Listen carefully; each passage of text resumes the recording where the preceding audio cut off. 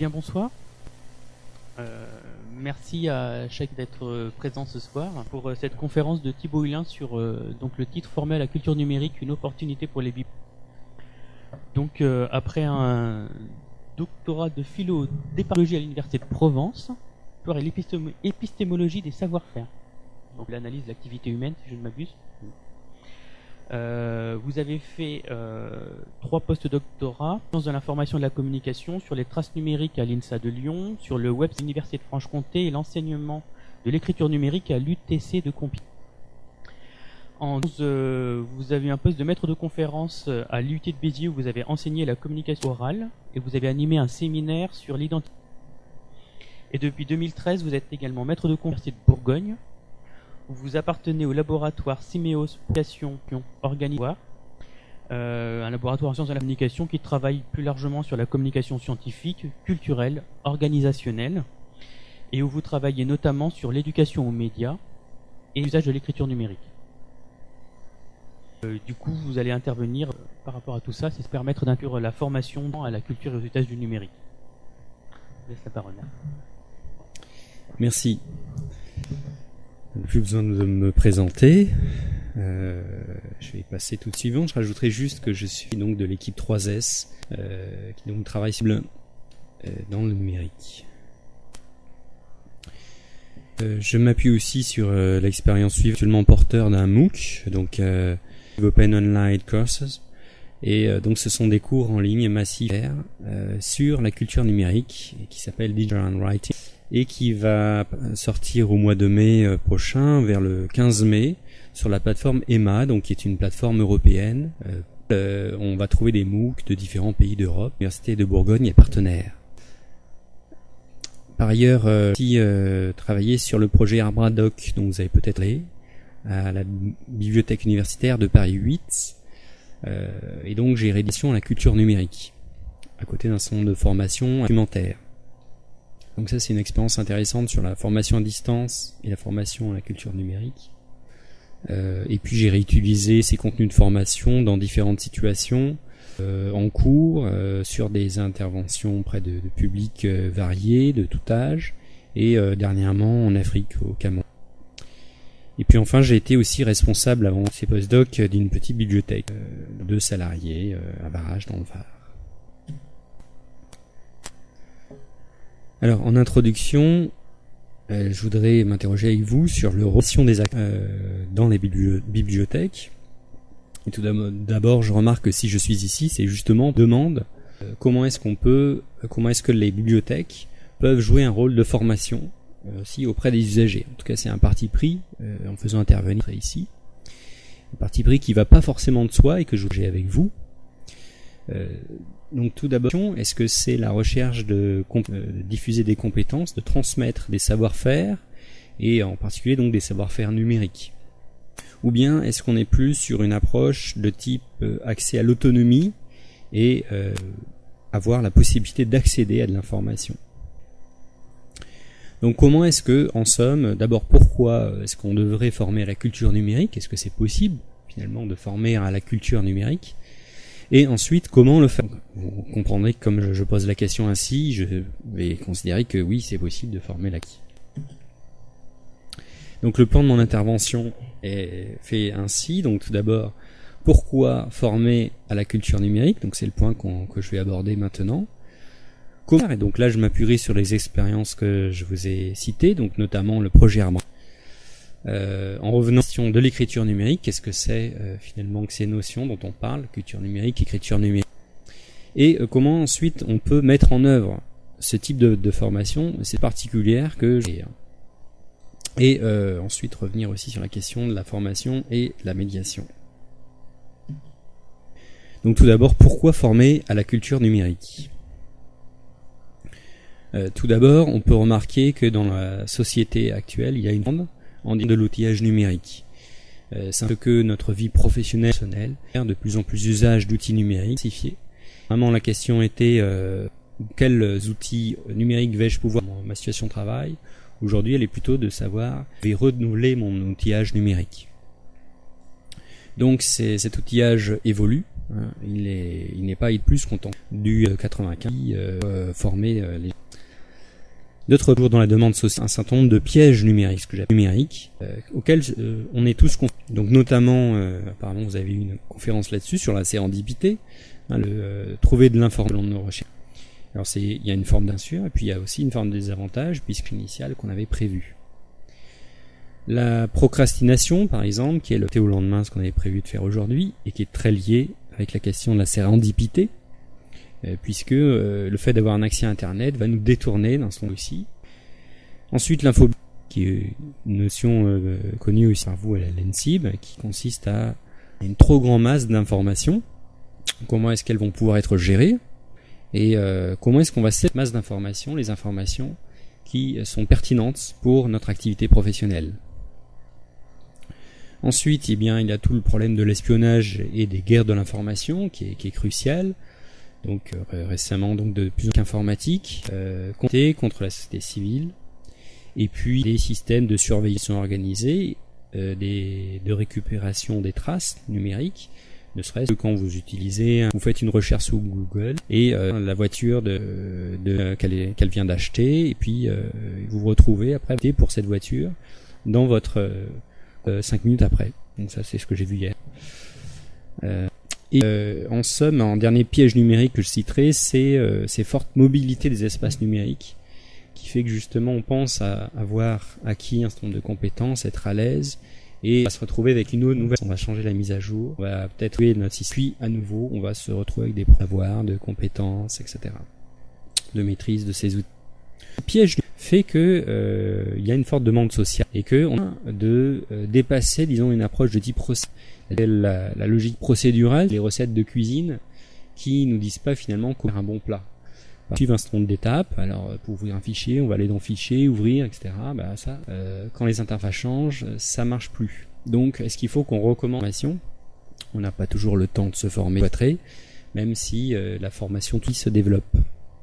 Donc, on a besoin de gagner en autonomie. Et c'est cette autonomie qui s'appuie à mon avis culture numérique, c'est-à-dire un ensemble de dispositifs, d'expériences qui sont plus ou moins visés et qui vont nous permettre de résoudre un problème rapidement par rapport à des gens qui n'auront pas eu l'expérience. Donc, face à cette demande sociale qui mobilise bibliothécaires, il y a aussi le développement de la connaissance. Ça c'est plutôt positif, disons, pour le monde des bibliothèques.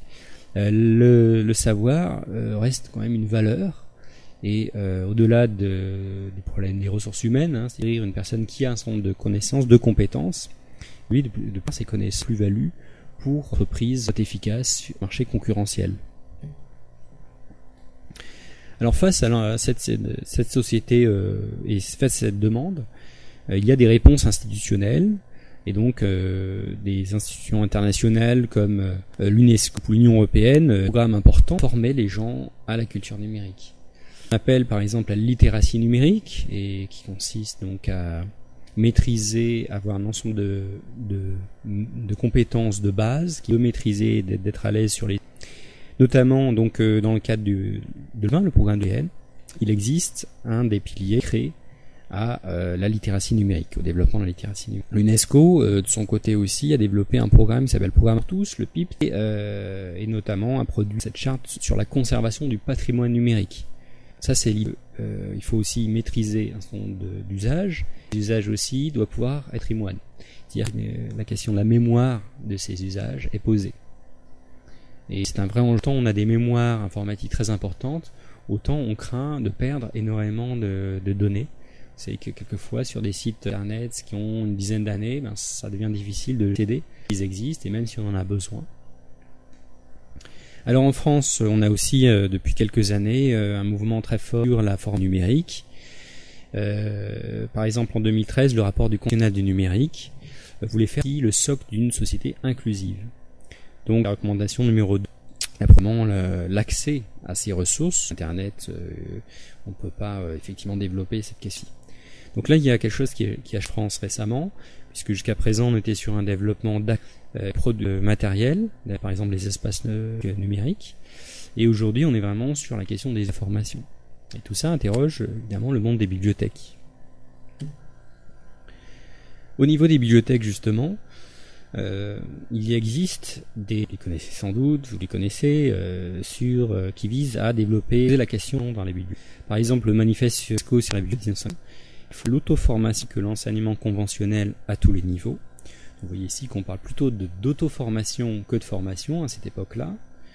Et on souhaite faciliter le développement des compétences pour utiliser l'informatique. Si Olivier de Tri, je pense que en tête l'idée que utiliser l'informatique, c'était translittératie, c'est-à-dire à la fois enseigner l'informatique, enseigner les là où Internet est encore, on est plutôt à l'époque du Minitel en France, déjà se pose, mais d'une certaine manière, évidemment, c'est la question de la formation. Et puis 3 ans avant, la charte des bibliothèques qui soutient le droit à la formation, à l'information et à la culture, que c'est un rôle de formation des méthodes de recherche, d'utilisation des réseaux documentaires. Donc il faut aussi évidemment se souvenir que ce programme-là fonctionne un nombre d'années, puisque rechercher de l'information, avoir utiliser les opérateurs booléens pour faire une recherche sur des moteurs de recherche. Depuis qu'apparaît, au début des années 2000, Google va proposer radicalement différentes et va proposer d'indexer les sites et de les classer en fonction de la requête experte qui aurait été posée en fonction sur le web. Et donc on est par conséquent sur une indexation sociale des documents. Et c'est pas Facebook qui a inventé le web, plutôt Google de mon point de vue. Fait qu'un document il a une renommée à travers Internet suffisamment. Donc à ce moment-là, évidemment, la question de la formation à la recherche documentaire est moins cruciale, même si elle continue de se poser à mon sens.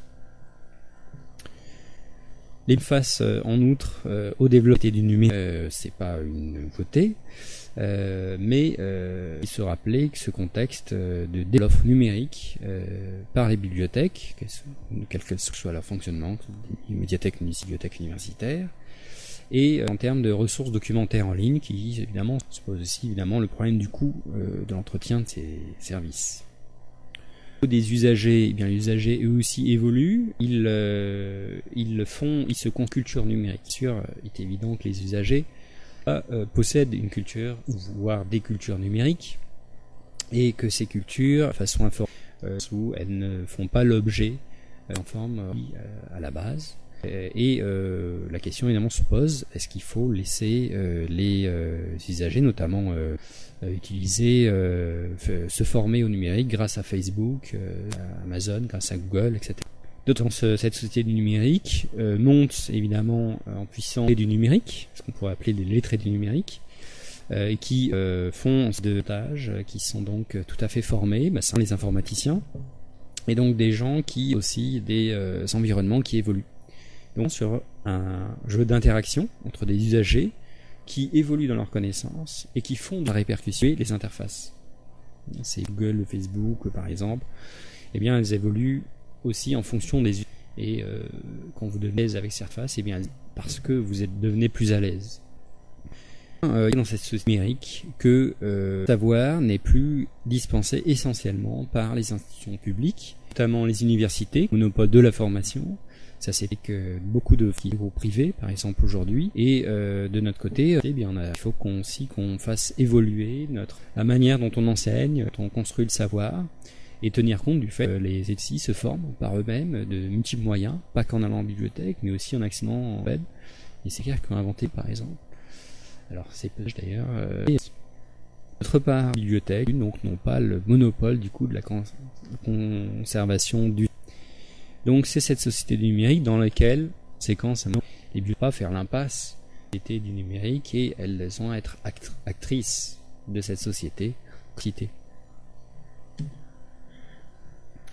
Alors pour développer la culture numérique, eh bien il faut quand même se rappeler que les bibliothécaires n'ont pas inventé la culture numérique, où ils ont une culture informationnelle, Information Literacy, qui a été donc lancée par la Commission on Information Science et qui est une institution américaine animée par des bibliothécaires professionnels.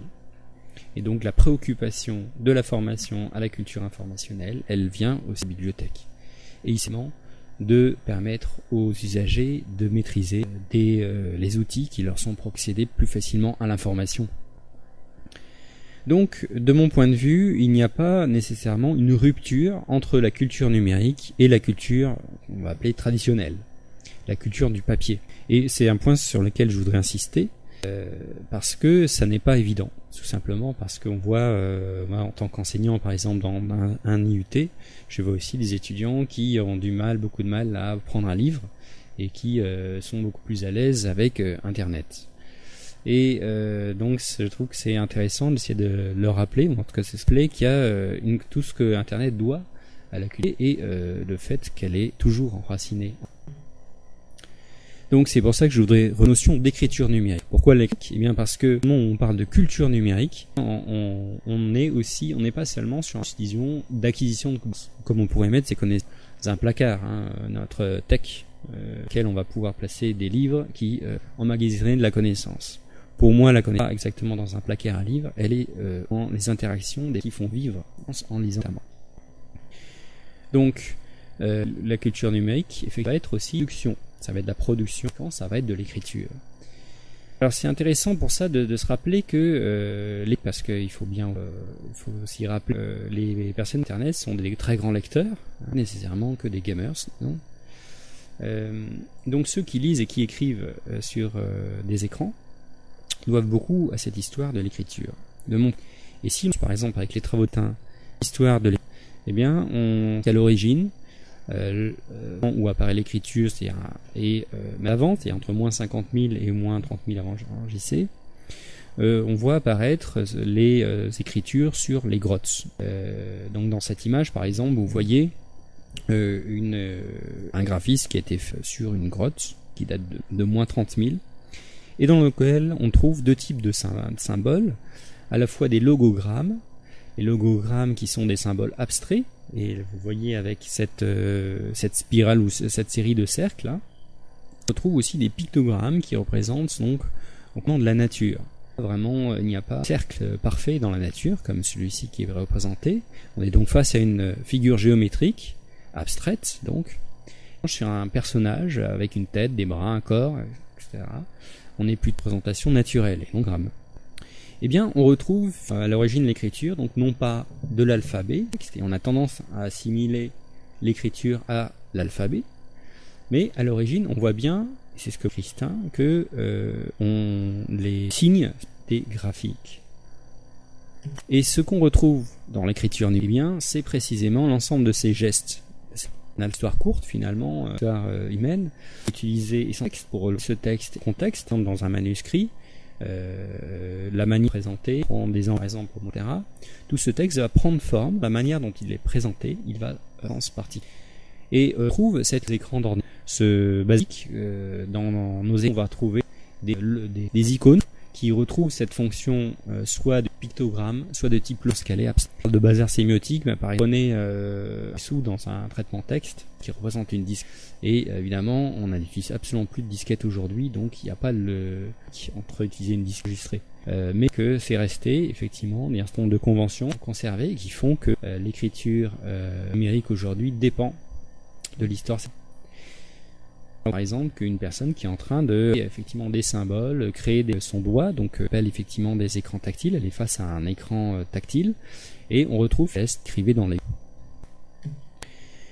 S'il semble déçu dans l'histoire de l'activité, on s'aperçoit que ces supports ont bien souvent coexisté. Je ne sais pas si vous arrivez à lire les chiffres de là, mais si vous prenez le carré bleu qui est tout en haut, qui représente la durée pendant laquelle on a utilisé des tablettes d'argile, notamment par les Sumériens, de moins 3000 après Jésus-Christ, donc on a pendant 3 ans ce support-là. Et vous voyez qu'avec les tablettes d'argile ne disparaissent pas. Donc, avec l'arrivée d'un nouveau, on va conserver ces deux types de supports et on va les faire coexister. À partir de moins 2000 avant Jésus-Christ, le papyrus va permettre ensuite de multiplier l'information, et l'arrivée ne fait aussi pas modifier les conservations d'informations, modifie aussi la manière dont on va pouvoir visualiser le monde et se répondre. Donc, par exemple, l'écriture va permettre aussi de classer, d'organiser, de faire des classifications, et donc il y a un impact entre eux qu'on va utiliser et puis la manière dont on va concevoir la société, l'organisation. Donc ça c'est intéressant de rappeler patronique. Alors vous voyez tout en 1963, donc ça fait 52 ans.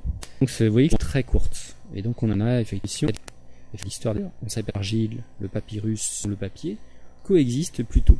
et que leur disparition est très assez tardive du papyrus, même si finalement ce que c'est que l'écriture numérique.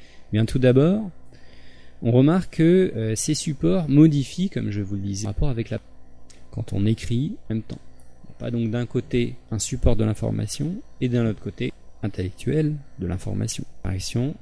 Et donc l'arrivée du numérique, la culture numérique, modifie nos structures mentales. C'est un fait établi aujourd'hui et on peut le remarquer au quotidien. Les jeunes générations qu'on voit arriver ont tendance aussi à sélectionner, être plus à zapper plus l'information, être effectivement plus de mal à construire une pensée structurée sur du long. Donc ça, c'est des choses qu'on peut remarquer au quotidien et qui font ensemble on commence à apporter effectivement des éléments pour mon changement de paradigme. Je vous rappelle que le cerveau est un culture plastique et donc des usages par conséquent culture et l'écriture mentale. Parce que si on veut former la culture numérique, eh bien il faut prendre en compte le fait que on est aussi de changer nos structures mentales en même temps que on se construit cette. Donc c'est pas former la culture numérique pour moi, c'est pas comme former à une heure de recherche ou former à utiliser une voiture par exemple. Il y a des conséquences assez importantes sur la.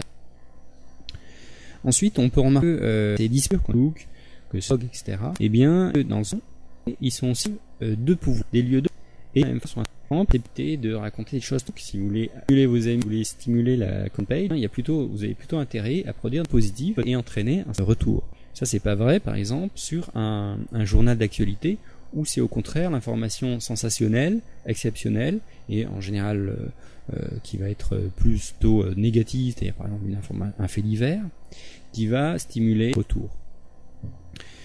Donc, en fonction du dispositif d'écriture, on va avoir un certain type d'écriture. Et on ne s'exprime pas sur les différents.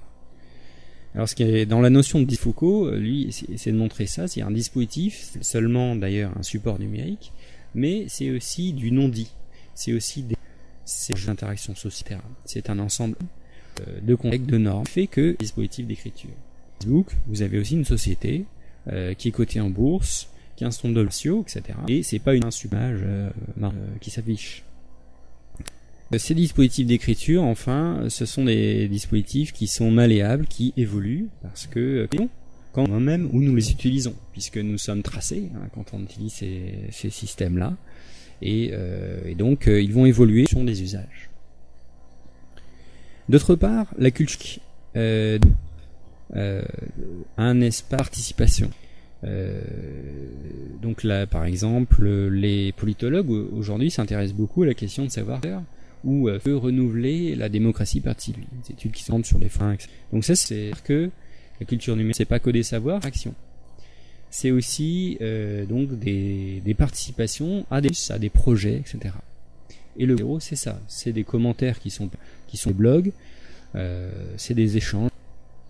Sont aussi des espaces de remédiation, c'est-à-dire des espaces de transposition qui ces discussions. Il va y avoir des animateurs de community, il va y avoir des personnes qui interviennent pour paix, etc.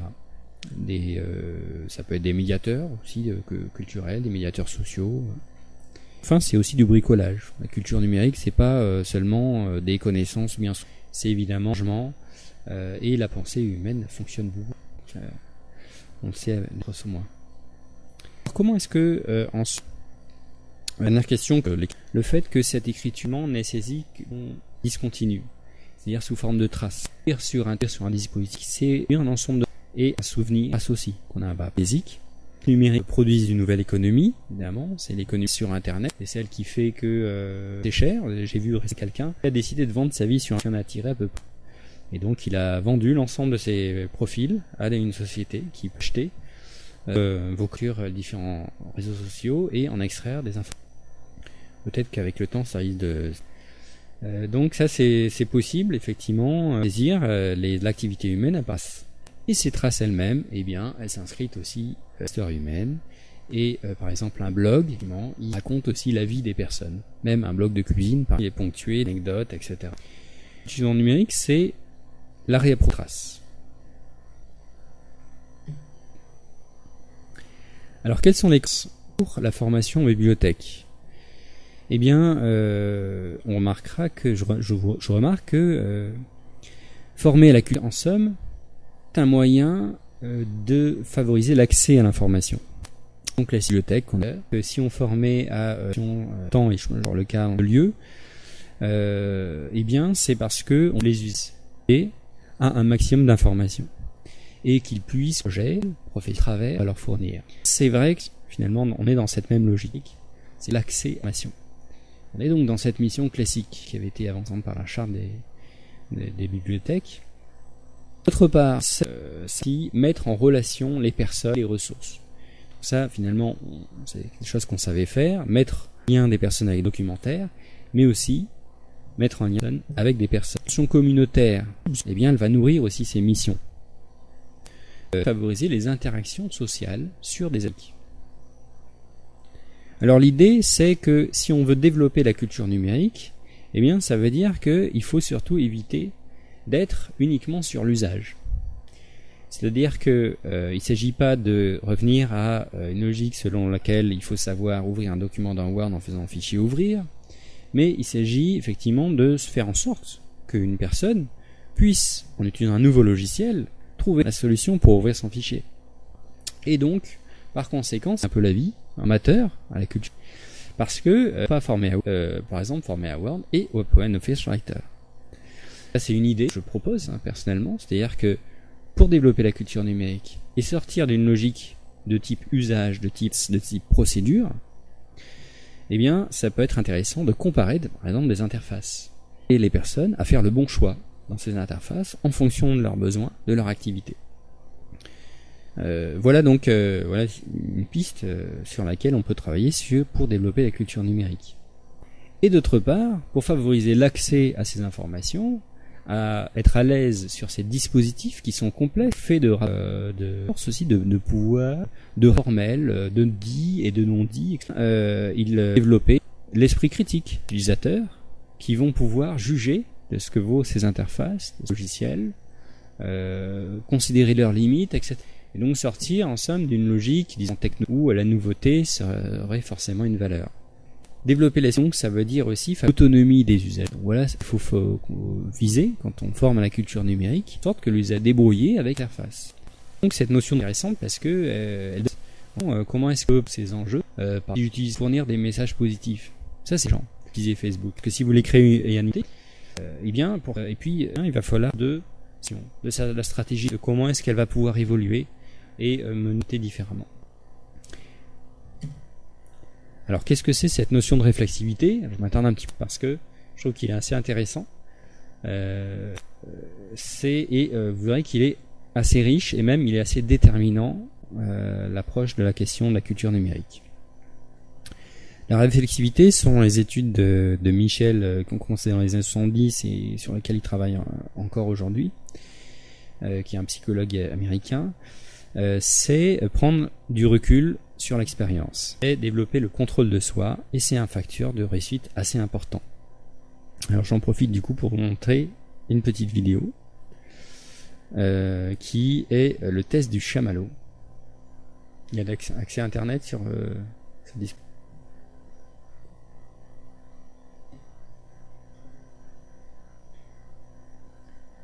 Donc le test du chamallow, c'est une expérience qui a été faite avec des enfants à l'origine.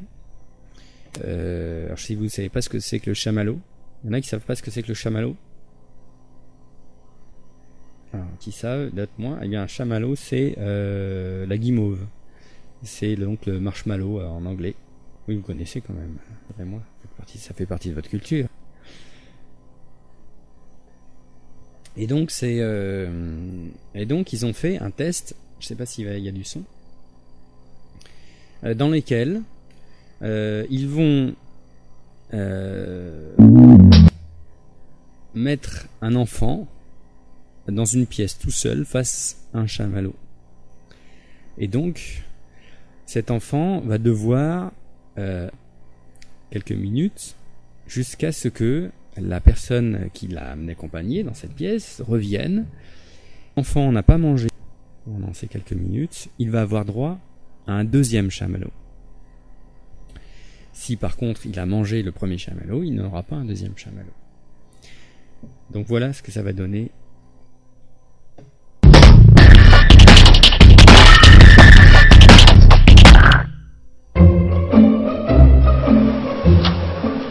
Sure. Marshmallow for you. Wait, give you another one or Bon, là, si vous comprenez pas l'anglais, c'est pas grave. I come back, I'll give you another one. So then you'll have two. But stay in here and stay in the chair till I come back, okay? All right.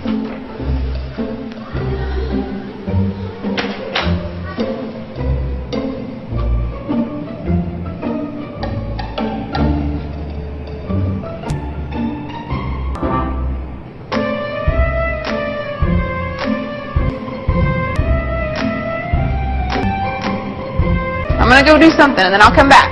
It smells yummy. It smells really good.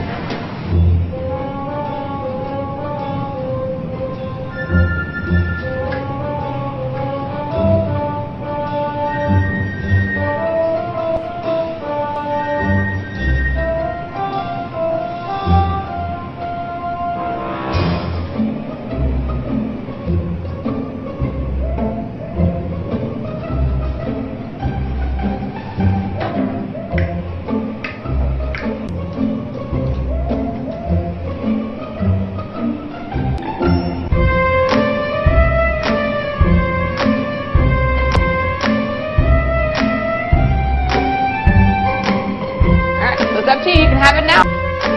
Okay?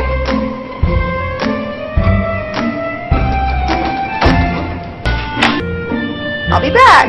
Stay in the chair, okay? Okay.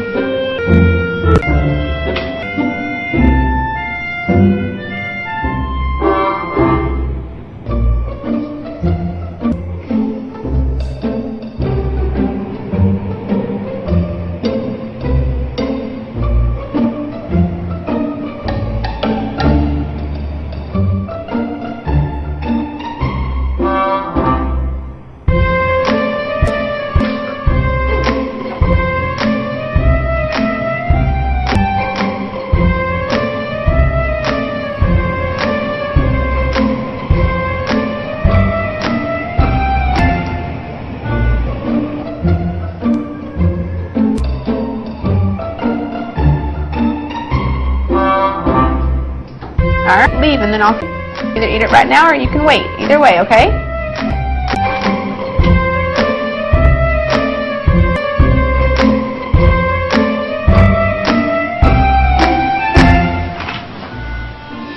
How'd you do? Did you do good? You did? Yeah. You wanted to eat it, didn't you? Yeah. So did I tell you to give you another one?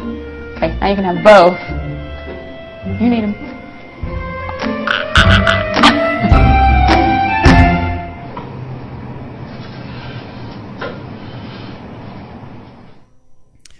Voilà. Une vidéo plutôt réjouissante. Alors, qu'est-ce que ça nous dit sur cette réflexivité? Alors, j'aimerais savoir si vous avez remarqué dans cette vidéo, j'aimerais vous poser une petite question, et est-ce que vous pouvez me dire ce que font les enfants lorsqu'ils se retrouvent face au chamallow? Pardon? Oui, ils le touchent, ils le sentent. Oui, tout à fait. Ils essaient d'ignorer un chamallow. Ouais. Ils mangent un morceau microscopique. Vous avez remarqué d'autres choses qu'ils font? Ils bougent aussi, ouais. C'est vrai, c'est vrai.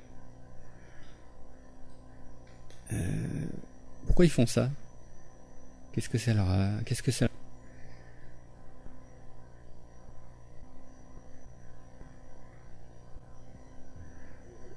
Pour évacuer la tension. Oui, oui, oui, oui. Alors, oui, c'est sûrement.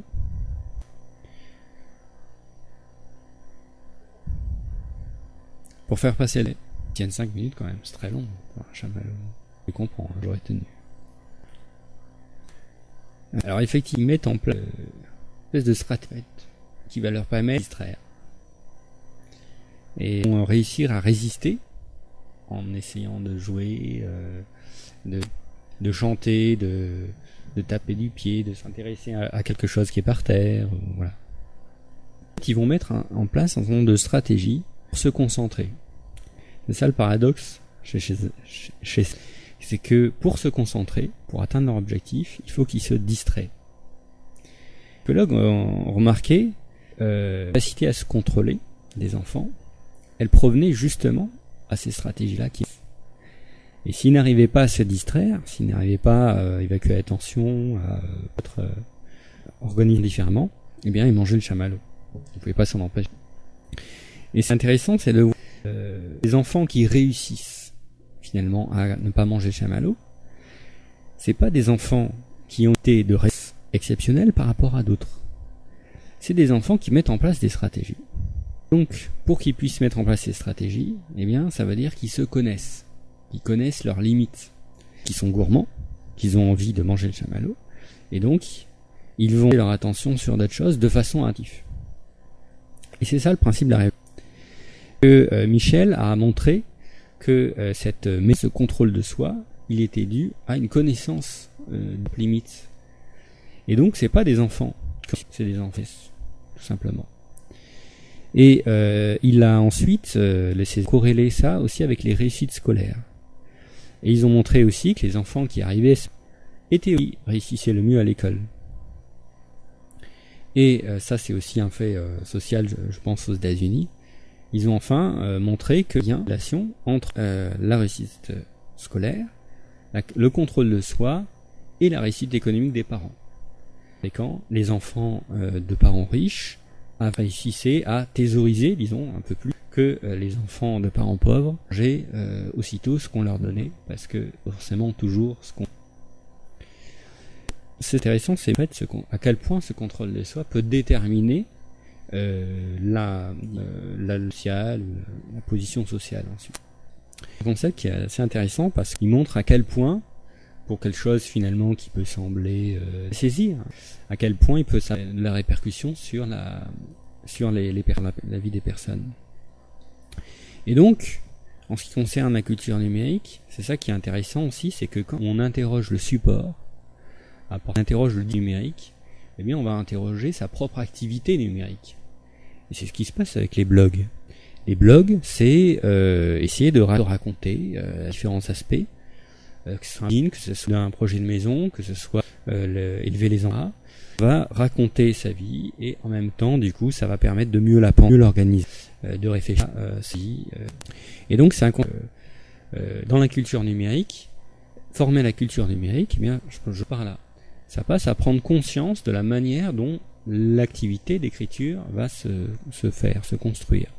La manière dont on va rechercher l'info, la manière on va programmation, tout ça, eh bien, sera relié à cette capacité de soi. C'est sûr qu'une personne, par exemple, qui est précipitée, qui n'a pas à réfléchir, finalement, n'a pas positif, eh bien, elle va cliquer effectivement sur le premier lien dans Google. Et elle va dépendre aussitôt de l'information qui a été référencée par des comptes marketing. Mais en revanche, essayer de réfléchir à cet usage et dire, bon, tu as trouvé de l'information, est-ce que c'était l'information que tu n'es pas passif de sérendipité, et à ce moment-là, peut-être revoir la formule en Google ou revoir les mots que j'utilise, peut-être lire les résultats, etc. Ça, c'est une réflexion sur l'activité de la personne.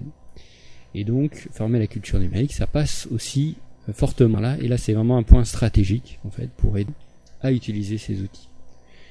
Donc voilà, donc ça nous donne plusieurs, donc l'approche comparative, qui va permettre de comparer différentes interfaces, la réflexion aussi sur son activité, et sur les stratégies qu'on met en œuvre, etc. Alors ce qui est intéressant aussi, c'est que dans ces interactions sociales sur le web, eh bien on peut aussi ce que j'appellerais une réflexivité collective, c'est-à-dire comment est-ce que des groupes peuvent aussi interagir et d'une stratégie alors qu'ils travaillent par exemple dans un mode plutôt horizontal. Et donc comment est-ce qu'ils vont s'adapter à un environnement à partir du moment où ils en ont une connaissance suffisante, à partir d'un espace de dialogue entre eux, et ils vont pouvoir ajuster leurs choix, etc. Donc voilà, on est sur de la production sociale, on est sur de l'expression, mais cette expression sociale, c'est pas uniquement s'exprimer, c'est pas uniquement dire ce qu'on pense pas, c'est aussi s'organiser en vue de projets, pour construire des objectifs, pour développer une activité. Donc voilà l'ensemble des concepts, à mon avis, qui structurent ces formations telles que nous on essaie de les monter. Et donc je voudrais vous montrer quelques exemples de conception de dispositifs de formation. Donc notamment le projet Arbradoc, qui était donc monté avec la bibliothèque universitaire de Paris 8 et qui dispose de 6 modules. Alors ça peut être intéressant de vous le montrer directement.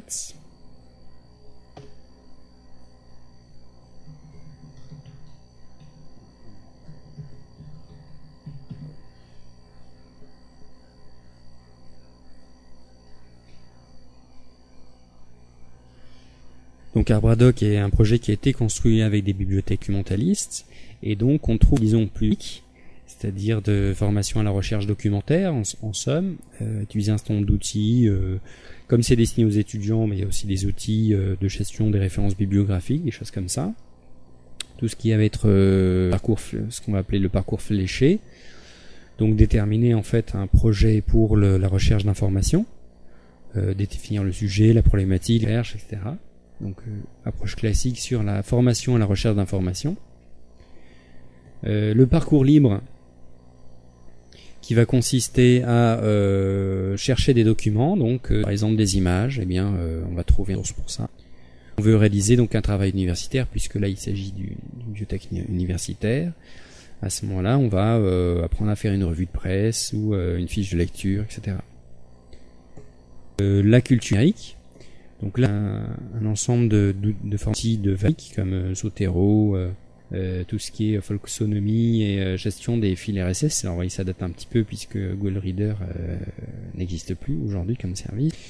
Et puis il y a aussi donc ces formations à la culture numérique, donc que j'ai orchestrée et qui a été divisée donc d'une part en expression numérique et en web collaboratif, avec des formations à la culture et donc à l'écriture. Donc vous voyez pourquoi est-ce que je rapproche tout le temps ces deux notions?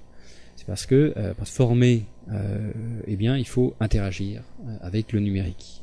Donc construire de la connaissance, c'est pas uniquement avoir des savoirs théoriques, disons, mais c'est aussi être en situation d'interaction et donc produire,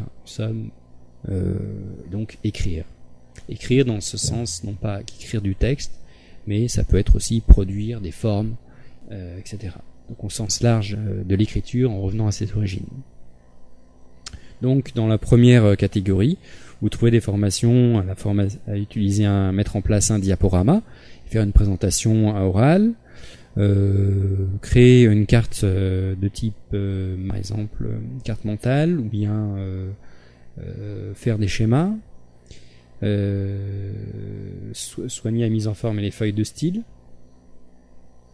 Et puis web collaboratif, donc ça va être tout ce qui est identité numérique, utiliser les réseaux sociaux, faire un blog et écrire à plusieurs en travail collaboratif. Alors vous retrouverez ces formations, notre adresse, elles sont un peu plus actualisées puisque ça date en fait de 2011, si je me trompe.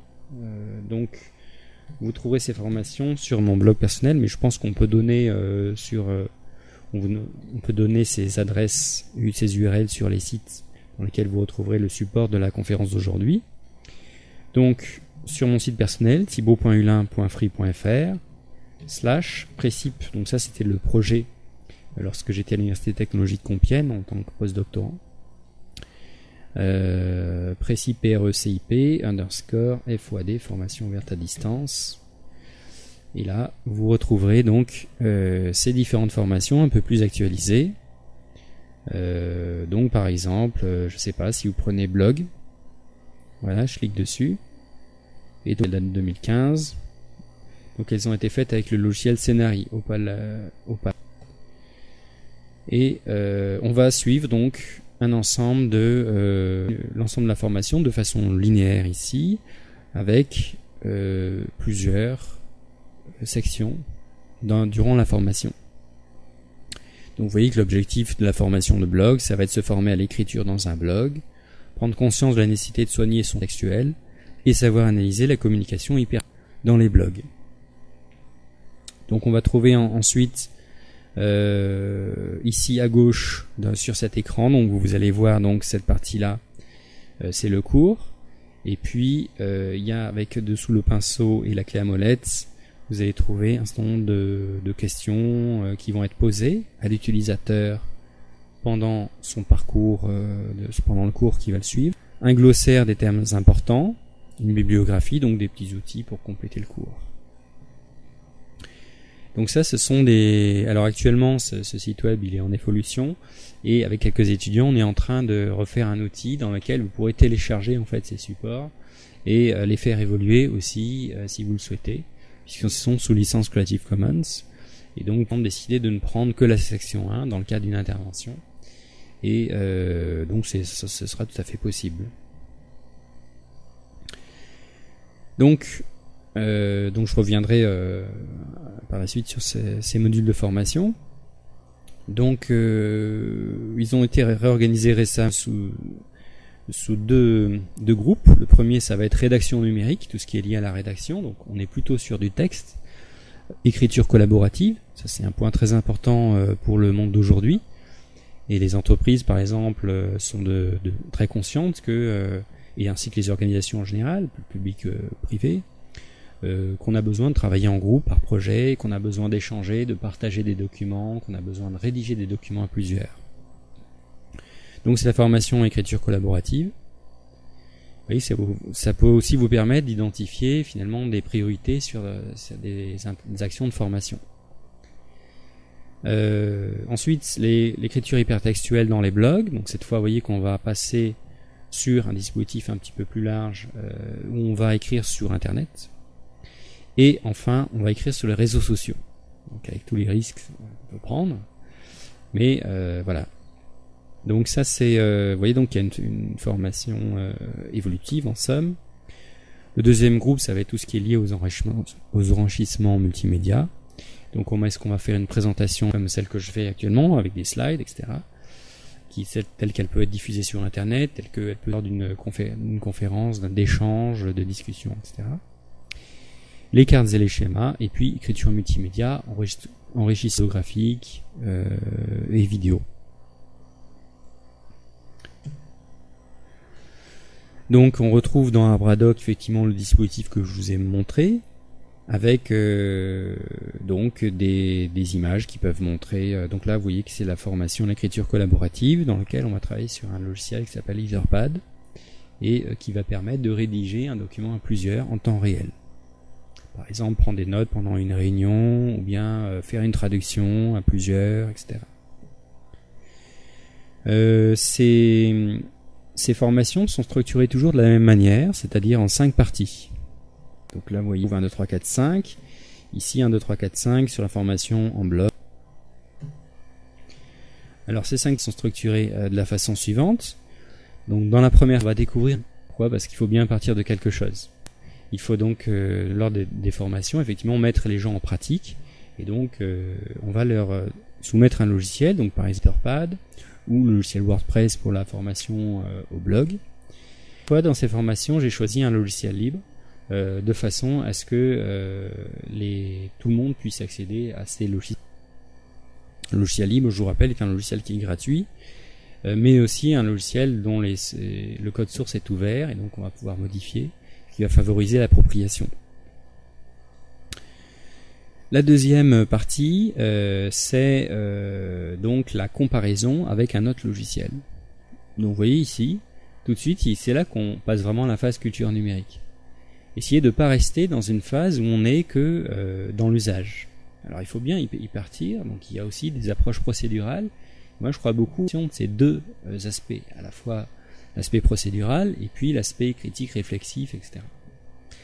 Et donc on va comparer deux logiciels, et par exemple on va comparer tout simplement Microsoft Word ou Facebook avec le traitement texte, le blog, ou avec le pad dans lequel on va pouvoir rédiger collaborativement un texte.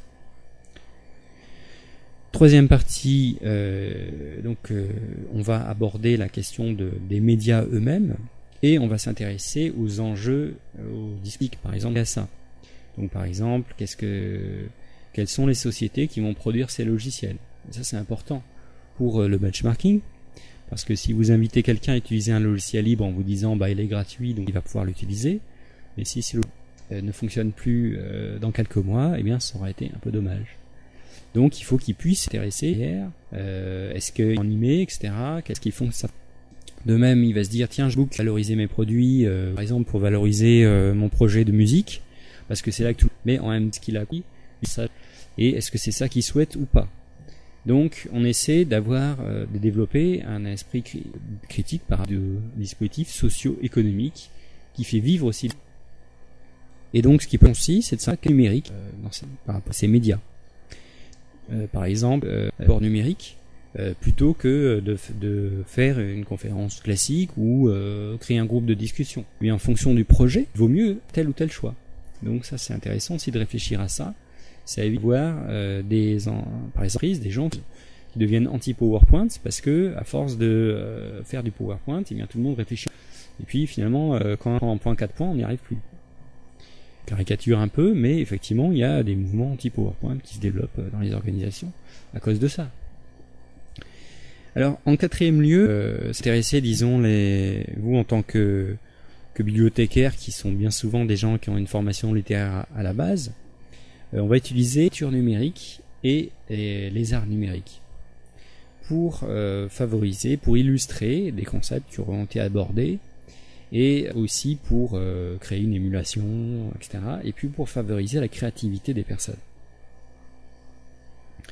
Et puis la cinquième partie, enfin, c'est-à-dire finalement quelles sont les règles de bonne pratique qu'il faut suivre. Alors souvent les gens et puis effectivement on va impatienter parce que c'est effectivement la formation. Donc tout ça, ça prend du temps, ça ne veut pas dire que c'est comme ça qu'il faut faire, évidemment en fonction de votre projet de formation, ça peut être intéressant de prendre des briques et d'adapter votre intervention. Ici, on va effectivement pouvoir comparer par exemple deux blogs et ça va permettre effectivement de construire sa propre ligne éditoriale pour son propre blog. Alors les usages des arts et de la littérature numérique, c'est intéressant parce que comme je vous disais, ça permet de développer la créativité des utilisateurs et d'illustrer des concepts. Aussi, par exemple, cette remarque de Jean Clément, de cette citation de Jean Clément qui disait que l'écrivain se confond de plus en plus avec le plasticien. Donc, vous vous souvenez, écriture numérique, usage de signes, de pictogrammes, de logogrammes, pas seulement de texte. L'écrivain, quand la tentation est grande pour lui de se fondre dans le domaine des arts numériques. Mais cette tension vers les limites doit aussi être considérée comme renouveler le paysage littéraire. Voilà, des pistes intéressantes, réfléchir aussi à qu'est-ce que c'est cette culture qu'on a, nous, dans les humanités, dans la littérature, et comment est-ce qu'elle va être transposée au niveau numérique. Alors, dans ces formations, on utilise un outil qui s'appelle l'outil Joté, un outil assez intéressant aussi pour favoriser l'activité des heures, et on va lui demander de son propre travail dans le cadre d'un journal, et il raconte son expérience. Et ceci afin de favoriser une mise en... Alors c'est aussi possible de remplacer ce journal d'art, une séance, par exemple, ça c'est possible, de façon en tout cas à mettre en mots cette expérience. Important parce que expliciter l'expérience, ça permet effectivement compte et culture numérique et de la brique. Donc, dans le cas du journal d'activité, parce que quand on est en formation purement à distance, c'est un peu plus difficile d'organiser un travail de groupe. On a des communes qui permettent aussi d'autres interactions. Donc dans le journal d'activité, donc on a des questions. C'était les questions. Je vous ai montré le bouton outil. On va demander aussi à la personne d'inscrire ses personnels sur ça, et puis aussi d'inscrire les grandes étapes de son travail. Sont à favoriser donc cette réflexion sur son activité. Donc ça marche pour les groupes. Vous pouvez avoir un groupe et le groupe tient son journal d'activité possible. Ça a permis en plus nous en tant que scientifiques, disons en tant que moi je suis maître de conf en sciences de l'information et de la communication, ça a permis aussi d'analyser ces journaux. La critique effectivement était là, la dimension réflexive était bien là, etc. Le fait est, voilà, ça je vous renvoie à mes questions par information. Formation scénarisée, ça c'est important. Donc on a choisi que on a comme je vous le disais, que vous pouvez vous réapproprier si vous le souhaitez pour organiser vos propres formations. Donc ça peut simplement vous inspirer pour construire les formations. Ces concepts vont être décrits, l'ensemble est décrit à l'aide de mots-clés. Donc on a un système de métadonnées en fait pour des moments de formation. Et donc on va trouver facilement des éléments de formation. Par exemple, si on veut travailler sur le microblogging, eh ben on va actuellement microblogging. Comme je vous disais, intéressant, développer. Et donc il y a le journal d'activité, plus finalement où les gens sont un peu plus face à eux-mêmes dans le cadre d'un rapport d'écriture ou d'organiser la discussion. Et puis il y a aussi effectivement d'autres interactions qui peuvent être développées. Et pour favoriser ces interactions sociales, donc qui créent de la connaissance aussi, on peut mettre en place des réseaux sociaux décentralisés. Ça, souvent les gens ne savent pas forcément. C'est des dispositifs finalement qui sont assez peu connus. Ça veut dire quoi? Ça veut dire que vous pouvez créer votre propre Facebook. Et vous n'êtes pas obligé de demander aux gens d'aller sur Facebook ou Twitter, comme on le fait toujours, qu'on en a souvent le réflexe. Vous pouvez aussi créer vos propres espaces. Et donc il existe des services de réseaux sociaux décentralisés, contrairement aux réseaux comme le sont Twitter, comme le Est ou d'autres. Mais vous pouvez installer donc des logiciels pour créer. Donc les plus connus étant status.net, pump.io, etc. qui donc sont utilisés par les entreprises pour créer des intranets et qui sont des logiciels libres qui sont difficiles à installer. Donc, après, ça dépend de peut-être que vous pouvez aussi faire un qui est ancienne si vous avez besoin d'aide pour installer ces logiciels serveurs accessibles aux personnes qui utiliseraient donc vos ordinateurs dans je voudrais aussi vous signaler qu'il y a d'autres types qui sont en tout ce qui est aux missions. Par exemple, au musée de la vache qui rit, que je connais tant plus que étant du jour que vient la vache qui rit. Donc, si vous voulez savoir pourquoi la vache qui rit, donc là, il y a un travail intéressant qui a été fait lors d'une exposition sur le lait. Et donc, on a demandé aux visiteurs de raconter leur expérience de rencontre avec ces œuvres et avec ces artistes. Et donc filmés, évidemment on avait leur accord, et ils ont été filmés, et en général je crois qu'ils ont quasiment tous accepté. Ou bien on enregistrait ce qu'ils disaient, ou bien c'était eux-mêmes qui rédigeaient en fait un petit texte dans et donc ce qui est intéressant, c'est que cette transposition finalement avec les œuvres numériques permettait de créer du discours, mais aussi créer sur ces œuvres, parce qu'elle permet. Et finalement, il y a beaucoup de visiteurs qui sont devant ces œuvres, qui ont peut-être des vies en fait, qui vont les garder et puis finalement qui vont oublier cette expérience qu'ils ont eue. Et donc là, ce qui est assez intéressant, ça permet effectivement des échanges et ça va permettre de citer cette expérience-là. Donc ça, c'est aussi, disons, cette mise en abîme donc des médiations numériques. Pourquoi mise en abîme? On a des traces mnésiques, on a des souvenirs d'une expérience. On va les mettre sur un blog qui va devenir autre chose, interprété par d'autres, voire échanger. Et donc on a des personnes autour d'une expérience. Ça, c'est aussi un type d'action qui peut être envisagé, puisqu'il y a des fonds d'œuvre, etc., qui a donc une médiation, une manière de la réutilisation numérique de la bibliothèque.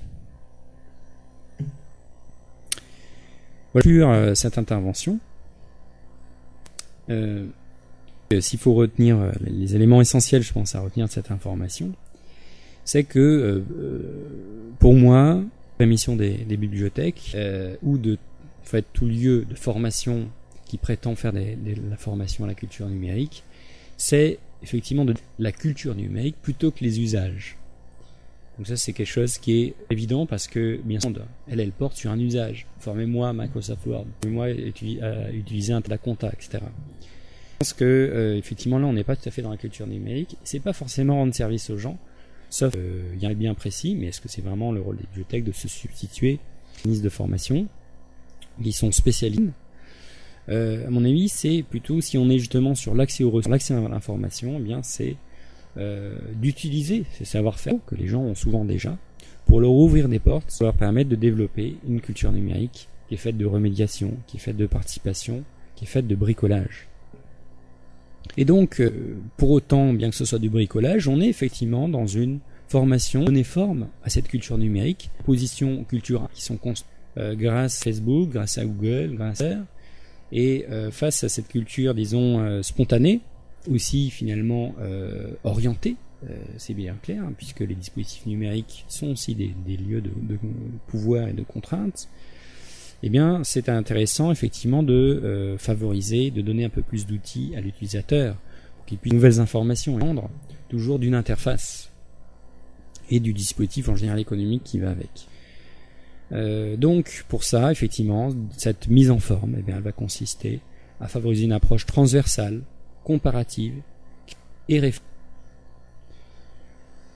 Et puis ensuite, c'est ainsi, je pense, vous pourrez développer des actions de formation en développant de base des utilisateurs, en faveur de l'autonomie, en faveur le libre accès à l'information.